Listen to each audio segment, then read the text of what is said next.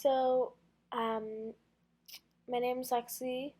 Elm Tree News. We're back with the second video, all about the earthquake in Nepal.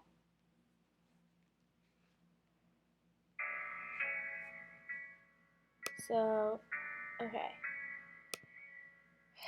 So, the earthquake in Nepal. The destruction. The death rate has exceeded already, but the death rate has already exceeded 4,600 and has probably already raised past 5,000. And there are villages that are buried. So and they still don't know. Famous buildings have been completely destroyed. And the reason why there's so much destruction. One of the reasons is because well, the buildings they're so badly made. All the materials are cheap. They're not sturdy, so they have a really good chance of falling due to the aftershocks of the earthquake and the earthquake. When the earthquake hit, they had a good chance of falling, and most of them did fall. So a map of where the earthquake hit, just to show you. So China's this way, and India's here. So what really hit here? Kathmandu is the capital of Nepal, and that's what you hear about most because it was so affected. So that's why you hear about Kathmandu a lot, and I'm going to get into more details as I go on. But this is just to give you an idea. This was a huge earthquake, and one of the reasons why it was so big is because, look, this is all mountain range. So it caught, and because they're still young mountains, the plates are always pushing together. So when something goes wrong and the plates, slide onto each other and cause an earthquake, that's really easy for that to happen here. So there have been many other earthquakes in Nepal and near that area because of the mountains. So this is the Great Tower Dahara. Tried to say that. It dated back to around 1832. So this is before the earthquake and this is after the earthquake. And in history class, my teacher debriefed me and the rest of my class on this very traumatic event. And she showed us this video. And this man talked in this video about how these people were on the balcony, I think right here, and they watched in terror as it fell, and they fell. So, and they suffered so many bad injuries, the man said. So, and probably some of them did die, which is very sad. So, but as you can see, there's so much destruction, and it's hard for the people there. So the picture of destruction. So this is just another picture of the Dahara building. But you can see, look, buildings have minor destruction, but it has a major effect. This building this area probably covered people, and the rubble did cover a lot of people. So it was had a major impact. So the Mount Everest avalanche was also another big thing that hit when the earthquake happened. This is a picture of like a mountain facility of where like research or something was done, and so it got completely covered. But you can just see that snow just completely covered everything. Many hikers died. A Google executive was killed by the avalanche. He was hiking, and one other person that I forget.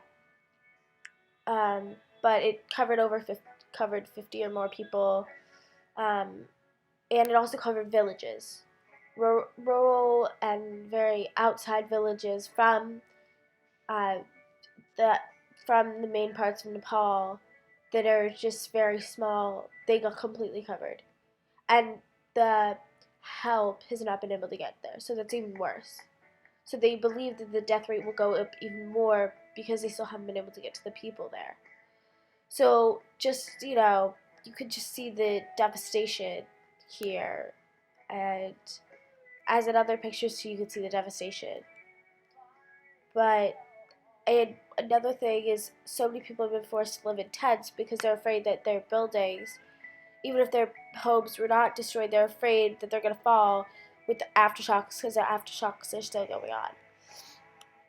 So it's very, very nerve-wracking for the people there, and it's very hard for them because they have made um, they're calling them like tent villages or something, because there's so many people just living in tents, and the helper people have made tents for people to live in because they know that the people don't want to live in their houses and their buildings and whatnot, and they know it's not safe. So they're trying to help these people create a better life when the circumstances are not good. So just kind of overall, the immense damage, especially in the capital of Nepal, Kathmandu, that was where you hear most of what was going on because that was where it was mostly affected. The death rate is still rapidly increasing. Aftershocks are almost so big. So this is really important. The aftershocks are almost so big as the original earthquake, which is really bad because they are considered earthquakes. Well, no, but they're the earthquake. The original earthquake was like a 7 something on the scale that's used to measure earthquakes, and the aftershocks are like five or sixes. So it's really, really bad. There's help, but because Nepal is so poor, it's one of the poor countries in the world. Very, very, very poor. It just there's not enough help, and it's just not enough help going around to fully support the country. And people have been stealing gold stuff from the churches and like temples and stuff there, and from the precious like ancient buildings there as well. Like a lot of historic places were destroyed, such as the Dharahara Tower. And hard to reach villages, as I have repeated a lot, are they just haven't been able to be helped yet. And as I said, people believe that the death rate will go up, and I think that's what's going to happen.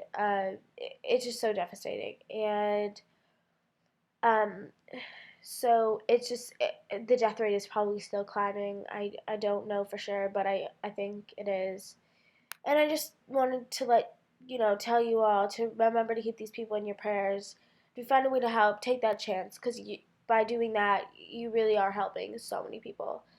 And I mean, my teacher reminded me of Haiti and how they still haven't recovered.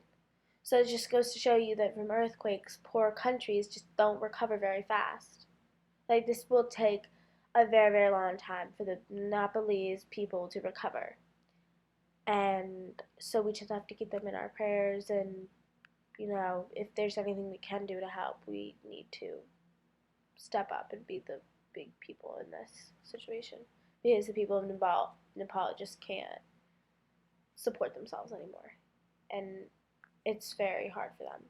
So, on a happier note, let's just remember to keep them in our prayers, say intentions for them in homeroom, and just keep those people in your hearts, because so many people are affected by earthquakes.